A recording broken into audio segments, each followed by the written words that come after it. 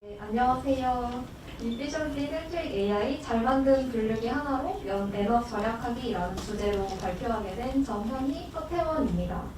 저희는 발표를 총 4가지 파트로 준비했습니다. 가장 먼저 카쉐어링 회사에서 대체 AI를 왜 활용하게 되었는지를 처음 소개를 드리고, 두 번째로는 현실 상황을 반영한 효율적인 머신러닝 시스템인 Efficiency Centric AI에 대해서 소개를 드리고자 합니다. 그리고 그 Efficiency Centric AI가 현실 상황에서 어느 정도 수준의 결과를 내는지를 검토해보고자 합니다. 그리고 마지막으로는 최종적으로 현실 상황에서는 어떻게 배포하고 이로 인해 비즈니스 임팩트를 어떻게 산정했는지에 대한 내용을 담았습니다. 가장 첫 번째, 카쉐어링 회사에서는 대체 AI를 왜 사용하고 어떤 방식으로 활용하고 있는지에 대해서 소개해드리겠습니다. 예를 들어서 서비스를 시작한 지 얼마 안 되었을 때는 운영하는 차량이 얼마 없으니 한 명의 매니저가 약 20대 정도의 차량을 관리하고 운영하게 됩니다. 여기까지는 괜찮은데요. 그런데 시간이 더 흐르고 운영할 차량이 더 많아지면서 약 2만 대의 차량을 전국 단위로 운영을 하게 되고 한 명의 매니저가 약 200대 정도의 차량을 운영하고 관리를 하게 됩니다. 서비스가 더 성장하게 되면 한 명의 매니저가 약 1000대 정도의 차량을 운영하고 관리할 것으로 추산이 됩니다. 과연 한 사람이 1000대의 차량을 관리를 하는 게 가능할까요? 이렇게 서비스가 성장하고 운영해야 될 차량의 수가 많아짐에 따라서 한 사람이 관리해야 될 범위가 넓어지게 됩니다. 하지만 현실적으로 한 사람이 100대에서 한 1000대 가량의 차량을 관리하고 운영하는 것은 현실적으로 불가능합니다. 따라서 카쉐어링 비즈니스 오퍼레이션에 AI를 도입하여 차량 운영을 자동화하고 사람이 휴리스틱하게 확인하던 것을 모델이 대신 확인하게 해서 사람은 더 효율적인 곳에 투입을 할 수 있도록 만들었습니다. 그리고 더 나은 툴과 프로세스를 운영함으로써 고객 만족도 또한 동시에 같이 높이고자 AI를 도입하게 되었습니다. 앞에서는 효리스틱한 노동이 많이 들어가는 서비스를 효율적으로 운영하고 비용을 절약하기 위해 AI 모델을 활용하는 소개를 했었는데요. 이제 두 번째로는 서비스를 운영하기 위해 발생하는 수많은 AI 프로젝트들을 어떻게 하면 더 빠르고 더 효율적으로 운영할 수 있을지에 대해서 이야기해보고자 합니다. 일반적으로 AI를 도입하는 회사의 경우에는 풀어야 할 문제가 N개 생기면 각각에 대해서 N개의 모델을 모두 디자인하고 마찬가지로 N번 배포하는 것이 일반적인 프로세스입니다. 이 방식은 태스크의 개수에 따라서 모델의 개수가 정해지는 형태이기 때문에 태스크 센트릭 AI라고 이름을 붙였습니다. 이 태스크 센트릭 AI의 경우는 가장 일반적으로 비즈니스에서 모델을 만드는 형태로 N개의 태스크에 대해서 쿼리를 통해 DB에서 데이터를 가져오고 그 데이터를 가지고 모델링을 하는 과정을 거치는데요. 즉, 이를 회사에서 적용하면 비즈니스 문제들이 발생할 때마다 각각을 기술적으로 정의하고 각각의 프로젝트의 팀원이 할당되어 진행하게 됩니다. 이 방식으로 저희가 풀었던 대표적인 한 가지 프로젝트를 소개를 드리겠습니다. AI 모델을 기반으로 보유불명 차량 사고 및 오염 탐지를 한 프로젝트입니다. 차량의 청결도를 유지하기 위해서 약 2주에 한 번씩 세차하는 것과 더불어 업로드되는 차량의 내부, 외부 이미지를 받아 매니저가 검토하여 세차할 차량을 걸러내는 방식을 사용을 했었습니다. 하지만 하루에 약 10만 장 정도의 이미지가 올라와 이를 전부 운영 매니저가 휴리스틱하게 판단하기 어려운 문제가 발생을 하게 됩니다. 따라서 차량의 오염을 탐지하는 모델을 사용하여 사람은 결과만 확인하는 방식으로 진행하도록 자동화했습니다. 이렇게 각 비즈니스 문제가 생길 때마다 새로운 모델을 만들어 해결하는 방식을 사용했던 대표적인 프로젝트 한 가지를 소개를 드렸었는데요. 이 경우 새로운 문제가 발생할 때마다 새로운 모델을 만들게 된다면 약 3가지의 문제가 발생을 하게 됩니다. 효율성의 관점에서 보면 첫 번째로 여러 개의 태스크가 생기고 그 태스크마다 사람이 붙어서 쿼리에서 데이터를 가져오고 모델 디자인하고 배포하는 이 일련의 과정을 태스크가 생길 때마다 계속 반복해야 됩니다. 두 번째로는 N개의 모델을 모두 배포하고 나면 각각을 모니터링해야 하므로 이를 전부 통합해서 관리하기가 어렵습니다. 마지막으로는 중복되는 데이터가 사용되는 프로젝트가 생겨 태스크들 사이에서도 중복이 생기는 문제가 발생하게 되는데요. 아래에 있는 그림처럼 오염 탐지와 파손 탐지 모델을 구축하는데 오염도 되지 않고 파손도 되지 않은 정상 이미지가 두 태스크 모두에 인풋이 되는 데이터가 될 수 있습니다. 그리고 또 모델의 관점에서도 생각해본다면 이미 적재되어 있는 데이터를 최대한 활용하면 더 좋은 퀄리티의 레프레젠테이션을 만들 수 있게 됩니다. 즉, 하나의 정해진 태스크에 편향된 지식을 학습하는 게 아니기 때문에 아웃 오브 디스트리뷰션 이미지에 대해서도 그 지식을 어느 정도 알고 있게 하기 때문에 로버스트한 모델을 만들 수가 있게 됩니다. 여기서 OOD라고도 하는 Out of Distribution은 학습할 때 사용한, 트레이닝할 때 사용한 데이터의 레이블 스페이스와는 다른 데이터가 인퍼런스 할 때 들어오는 그 경우를 의미를 합니다. 그래서 많은 모델, 중복되는 도메인을 다루는 경우에 대한 현실 상황을 반영하여 각 태스크마다 모델을 만드는 방식이 아니라 보다 효율적으로 모델을 비즈니스에 녹이는 방식을 선택을 했습니다. 저희는 그 모델을 Efficiency Centric AI라고 이름을 붙였습니다. 이 Efficiency Centric AI는 우리가 풀고자 하는 태스크를 하나의 모델로 통합시킨 시스템입니다. 즉, 우리가 가지고 있는 모든 도메인의 데이터를 이미지넷과 같은 하나의 라지 스케일 데이터셋으로 두고 하나의 모델만으로 모든 태스크를 풀도록 디자인한 방법입니다. 다른 비슷한 방식의 러닝 패러다임으로는 여러 개의 태스크를 하나의 모델로 푸는 방식인 멀티태스크 러닝이 있을 수 있습니다. 하지만 멀티태스크 러닝은 피처 익스트랙터는 하나이더라도 결국에 마지막 클래시피케이션 헤드를 여러 개 준다는 점에서 효율성 관점에서의 한계를 극복할 수 없다는 점에서 저희의 Efficiency Centric AI와는 차이가 있습니다. 저는 여기까지 카쉐어링 플랫폼에서 AI를 왜 활용하고 그 활용한 모델들을 조금 더 효율적인 모델로 어떻게 바꿀 수 있을지, 어떻게 활용할 수 있을지에 대해서 이야기를 했습니다. 이제 태원님이 이어서 발표를 해주실 텐데요. 이 Efficiency Centric AI가 얼마나 잘 되는지 혹은 얼마나 안 되는지, 또 저희는 이 모델로 어느 정도의 성과를 냈는지와 더불어 현업에서 이를 사용하려면 어떻게 해야 하는지에 대한 설명을 드리겠습니다. 네, 이어서 Efficiency Centric AI 모델을 검증하기 위한 실험들과 저희가 만든 Efficiency Centric AI 모델을 어떤 식으로 운용하는지 발표하겠습니다. 하나의 모델만을 사용하는 Efficiency Centric AI 방법은 분명 좋아 보이지만 성능이 태스크 센트릭에 미치지 못하면 분명 문제가 됩니다. 이에 저희는 다음과 같이 Efficiency Centric AI의 세 가지 성능을 증명하기 위해 실험을 진행하였습니다.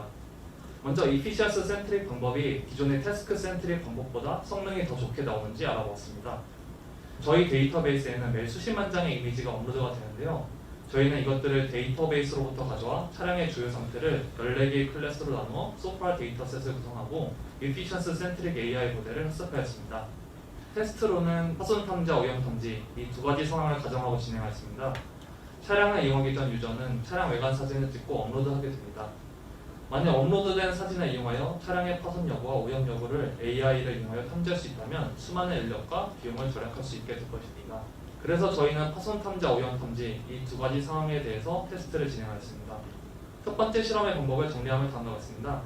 태스크 센트릭 AI 방법의 경우 정상과 파손 그리고 정상과 오염 데이터만을 이용하여 바이너리 클래시파이어를 학습합니다. 반면 Efficiency Centric AI 방법은 앞서 소개한 14개의 클래스로 구성된 소프트웨어 데이터셋을 사용하여 학습을 하였습니다. 따라서 이번 실험은 이 두 가지 방법이 테스트셋에 대한 성능을 비교하는 것이 되겠습니다. 실험 결과는 아래의 표와 같습니다. 파손 탐지와 오염 탐지에 대해 Efficiency Centric 방법과 태스크 센트릭 방법은 성능이 비슷하거나 근소하게 향상이 된 것을 볼 수가 있습니다. 이 말은 N개의 태스크에 대해 각각 N개의 모델을 만들 필요가 없이 하나의 모델로도 충분히 좋은 성능을 낼 수 있음을 검증한 것이 되겠습니다. 또한 저희는 다양한 날씨 상황을 가정한 데이터를 가지고 추가적인 검증하였습니다. 과거에 설계했던 태스크 센트릭 AI 모델의 경우 눈이나 빗방울이 차량 표면에 묻었을 때 이를 정상이 아닌 파손 혹은 오염으로 모델이 잘못 예측하는 문제가 있었기 때문입니다. 이에 눈이나 빗방울이 차 표면에 묻었지만 파손이나 오염이 아닌 정상인 이미지들을 익스터널 밸리데이션 셋으로 선정하고 성능을 추가적으로 검증하였습니다. 실험 결과 놀랍게도 날씨를 고려한 특수한 상황을 포함한 데이터셋에서 Efficiency Centric AI 방법이 태스크 센트릭 방법보다 성능이 더 좋은 것을 볼 수가 있었습니다. 이는 소프트웨어 데이터셋처럼 같은 도메인의 더 많은 데이터셋으로 모델을 학습시켜 더 나은 레프레젠테이션을 만들 수 있었기 때문입니다.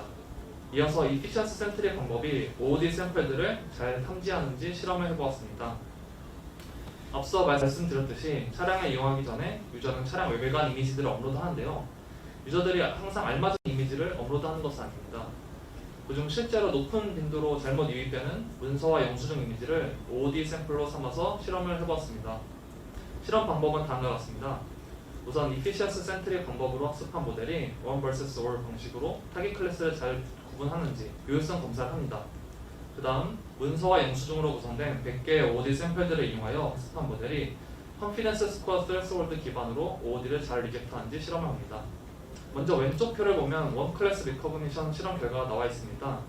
Efficiency Centric 방법이 멀티태스크 러닝이나 태스크 센트릭 방법에 비해 AUROC 기준 가장 성능이 높게 나온 것을 볼 수가 있습니다.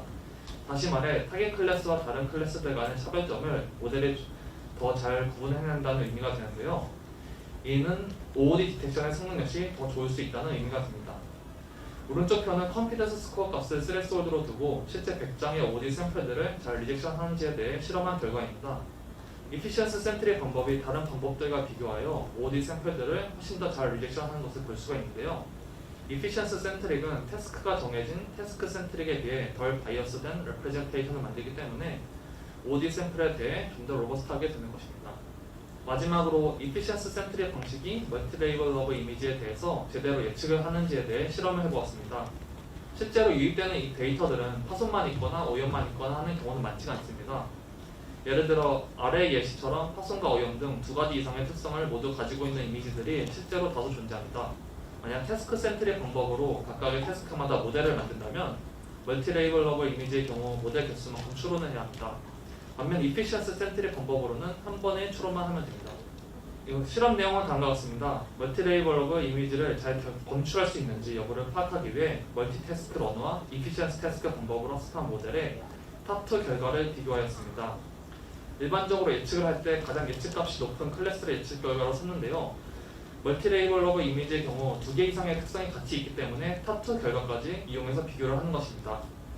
실험에 사용한 데이터셋으로는 파손과 오염이 공존하는 이미지 100장을 사용했고 탑2 내에 두 클래스들이 얼마나 포함되어 있는지 비율을 알아보는 식으로 실험을 하였습니다.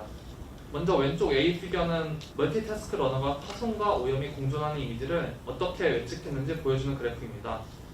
만약 멀티태스크 러너가 멀티레이블 러브 이미지를 잘 예측한다면 디펙트와 덜트 모두 1.0이 나와야 합니다. 하지만 보시다시피 디펙트는 모두 잘 예측을 하였지만 덜트는 절반밖에 예측을 하지 못하였습니다.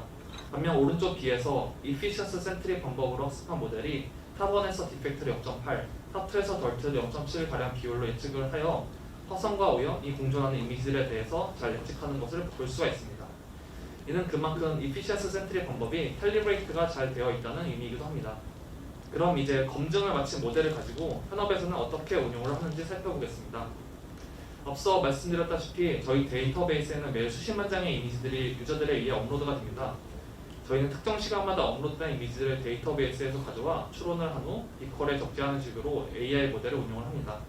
만약 태스크 센트릭 AI 방법을 그대로 이용하였다면 태스크 개수만큼 ML 파이프라인도 만들어야 합니다. 하지만 이피션스 센트릭 AI는 하나의 모델만 배포하면 되므로 하나의 ML 파이프라인만 이용하게 되어 매우 효율적인 운영이 가능하게 됩니다. 저희는 이피션스 센트릭 AI를 차량 오염 탐지 및 세차 자동 요청 프로젝트의 첫 번째로 적용을 하였습니다. 기존에는 세차를 휴리스틱한 방법, 즉 일정 기간이나 요청에 따라 세차를 하는 식으로 관리를 하였습니다. 하지만 휴리스틱한 방법은 현재 차량의 상태에 맞게 세차 적절하게 이루어질 수 없기 때문에 아무래도 더러운 차량이 많을 수밖에 없습니다. 따라서 차량 이미지를 기반으로 세차를 해야 할 차량을 걸러내기 위한 프로젝트를 진행했고 여기서 사용된 모델이 이피션스 센트릭 AI 모델입니다. 실제로 AI 모델 적용 후 세차 요청이 효율적으로 되어 비용 절감 및 오염된 차량 예약 건수를 줄이는 비즈니스 임팩트를 가져올 수 있었습니다. 만약 여러분들이 현업에서 저희와 같은 이피션스 센트릭 AI 방법을 고려한다면 비즈니스에서 퍼포먼스를 중시하는지 로스트네스를 중시하는지 비교를 해 판단을 해야 할 것입니다. 저희와 같은 카셔링 비즈니스에서는 모델이 잘못 예측을 하더라도 검수자의 검수에 의해 보완이 가능합니다. 따라서 정확도와 같은 성능이 중요한 도메인의 경우 이피션스 센트릭 AI 방법을 사용할 시에 주의가 필요할 것입니다. 반면 유입되는 이미지가 멀티레이블러블 될 수밖에 없는 상황이 많다면 결과를 유연하게 활용하기 위해 이피션스 센트릭 AI가 더 효율적일 수 있습니다. 정리하면 이피션스 센트릭 AI의 핵심은 N개의 모델을 디자인할 필요 없이 하나의 모델로 충분히 여러 태스크를 풀 수 있다는 것입니다. 따라서 압도적인 퍼포먼스가 요구되는 분야가 아니라면 비즈니스에 충분히 효율적으로 활용할 수 있는 방법이라 생각합니다. 저희는 이렇게 다양한 비즈니스 문제들을 AI로 해결해 나가는데요. 저희 회사에 관심 있으신 분들은 새 홈페이지나 밖에 회사 부스를 찾아주시면 감사하겠습니다. 이상으로 이피션스 센트릭 AI 잘 만든 분류기 하나로 연 N억 절약하기 발표를 마치겠습니다. 감사합니다.